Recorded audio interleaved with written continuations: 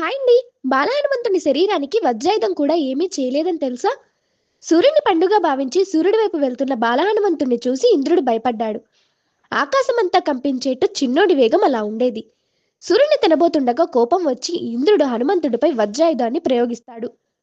వజ్రాయుధం తాకి హనుమంతుడు భూమిపై పడిపోతాడు. కానీ ఆశ్చర్యం ఏమిటంటే అతని శరీరానికి ఏమీ కాదు. ఇది చూసిన ఇంద్రుడు కూడా ఆశ్చర్యపోతాడు. ఎవరా ఈ బాలుడని అనుకుంటుండగా ఇంతలో ప్రత్యక్షమైన వాయుదేవుడు కోపంతో నా కుమారుడిపైనే వజ్రాయుధాన్ని ప్రయోగిస్తారా అని ప్రపంచం నుంచి వాయువుని ఉపసంహరించేస్తాడు. దీంతో సకల ప్రాణులు వాయువు అందక అలమటిస్తుంటే ఈ సంఘటన చూసిన దేవతలందరూ భయభ్రాంతులకు గురై హనుమంతుని వద్దకు వెళ్లి వారి దీవెనలు వరాలు హనుమంతుడిపై కురిపిస్తారు.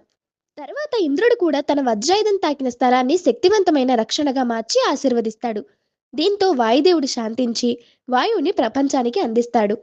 ఇలాంటి మరెన్నో భక్తి కథలకు మన ఛానల్ని సబ్స్క్రైబ్ చేసుకోండి.